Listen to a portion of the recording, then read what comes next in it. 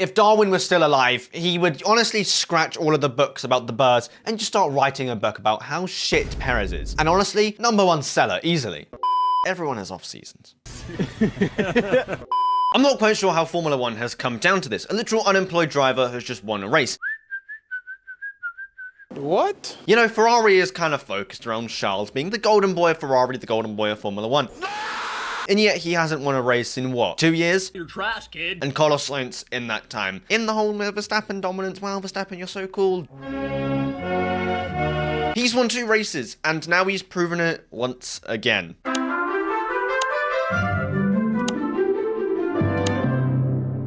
Let me know what you guys think about Carlos Sainz in the comments, and whilst you're there, you know, you might as well subscribe and like, because as I bang on, I literally say this every single video. I have crazy ideas for this channel that, you know, will be done eventually. And you really don't want to miss them, so just subscribe, because Just do it! Anyway, that's enough for that. I hope you enjoyed the video, and subscribe, please. Just briefly looking back in the past, in 2021, he scored 3 more podiums than Charles Leclerc. The golden boy of Formula 1, kinda washed. And he marginally trumped him in the constructors' standings. No one really cares about that though. 2022 was a different season though. Leclerc, well, at the start of the season was arguably the best driver on the grid. Stop the cap. Scored multiple wins, and Carlos Sainz kind of scammed himself a win at Silverstone. And Leclerc, let's be real, was in the mud that race. He kind of got dominated that season like Sargent did in 2023. But hey, it was an off season. Everyone has off seasons. In 2023, he was the only non-Red Bull driver to score a win. And, you know, Charles didn't manage to do that, but Carlos did. Yes, he did score a couple less podiums than Charles and only finished, what, 6 points behind him in the standings. But with Charles' run of form at the end of the season, getting so many pole positions and so many, you know, P2s in quali and converting them to, you know, good solid point finishes, that kind of carried Leclerc over the finish line to score more points than Sainz. Without those, you know, last couple races, it'll be a different story. But let's also not forget that Carlos Sainz did grief the whole of, you know, Ferrari's P2 hopes or in the constructors in 2023. His Abu Dhabi race was an absolute shitter. Leclerc was out there scrapping for his life. He really wanted Ferrari to get P2, and Carlos was just, you know, dilly-dallying in the back. Absolutely doing fuck all. What are you doing? What are you doing? But that's enough of the past. He was, you know, kind of slower than Charles Leclerc, maybe a 10th, maybe 2 here and there, maybe sometimes faster. But now 2024, that's what we all care about. This season, that's what's important. Let's be real, a jobless man could have been leading the World Drivers' Championship if it wasn't because of Jeddah and his whole surgery. That's, you know, kind of unfortunate. Unlucky. But reeling it back a couple weeks, in Bahrain, his quali performance was, you know, very, very, very good. It was very much up there. He was only a 10th slower than Leclerc, meant to be the fastest qualier in F1. So, you know, Sainz being a 10th off isn't bad, isn't the end of the world. Anyway, he was 4th, which is good. And before the race, he popped some extra Adderall.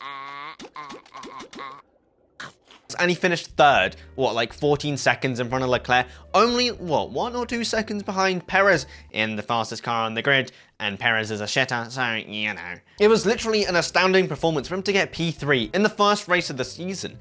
Beating Leclerc, I didn't expect it at all. No.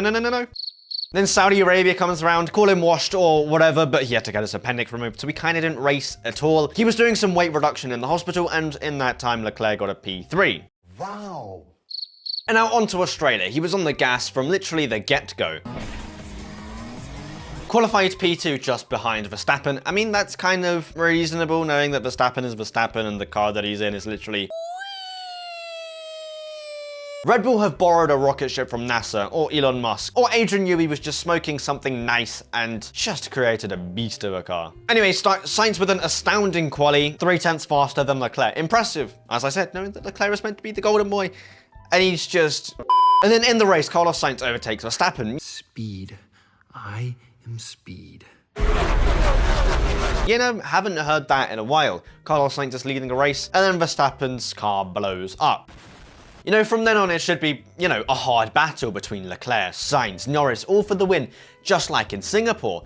But no, No, he coasts home like it's nobody's business. He's chilling up front, probably singing his Carlos Sainz Smooth Operator song, and he wins with ease, with pure ease. Now, to say that that's not talent would be an absolute lie. Carlos Sainz has boat tons of talent, and to be absolutely booted out of Ferrari After you're done with it. for someone who's about to go into a retirement home is kind of disrespectful. His consistency throughout every season is pretty much unmatched. Always up there. Yes, he might be a tenth or so slower than Leclerc here or there, but then Leclerc has bad races, and a lot of them. I am stupid. Meaning that Carlos and Leclerc usually end up pretty even on points at the end of the season. Because, you know, Leclerc's more like a dippy, uppy, dippy, and then Carlos is just, you know, a flat line. Always consistent, always there, no matter what. His peaks aren't as good as Leclerc's, but his lows aren't as bad as Leclerc, and Leclerc has a lot of lows. So in a nutshell, a jobless man could have been leading the championship, a jobless man has just won a Formula 1 race, and a jobless man... Also, let's not forget that my guy has just, 16 days after surgery, a huge surgery to get his appendix removed, goes ahead and wins a race. Criminal.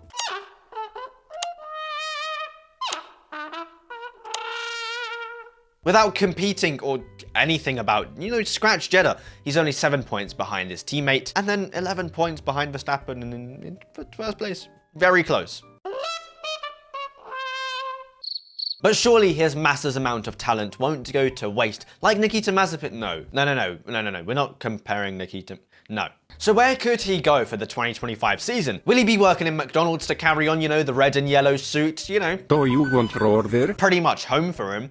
Or will he find another seat? In Formula 1, hopefully that's, you know, the thing that... Hopefully in Formula 1, or, you know, it will be Formula 1, let's be real. Knowing that he's just won a race and scored a podium, he hasn't been off the podium this season. Every race that he's raced, you know? Let's be real, Sergio Perez is kind of dicey this season. P5 in the fastest car in Melbourne. Skill issue. That should be studied about how shit he is. Honestly, if Darwin was still alive, he would honestly scratch all of the books about the birds and just start writing a book about how shit Perez is. And honestly, #1 seller, easily.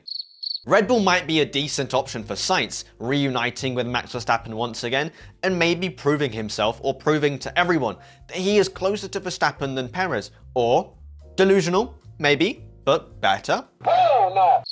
There's obviously Mercedes as well, you know, a good top-tier team that needs a good top-tier driver. And something tells me that he might be better than George Russell. He might put George Russell into a blender, and George Russell yet again might sulk and cry, and there will be a rocky relationship. But hey, don't hate the player, hate the game.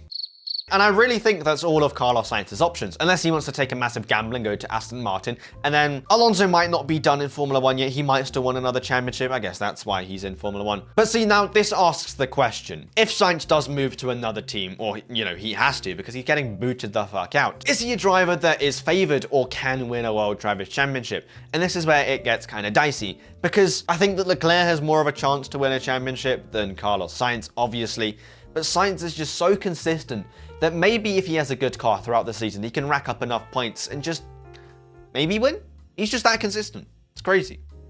Anyways, in the comments, let me know what you guys think of Carlos Sainz and where could he end up in 2025. Whilst you're there, yet again, subscribe and like. I generally don't know why you wouldn't. It makes me kind of sad that you're not subscribed. And to the ones who are, thank you. I haven't actually thank you for subscribing. Anyway, hope you enjoyed and peace.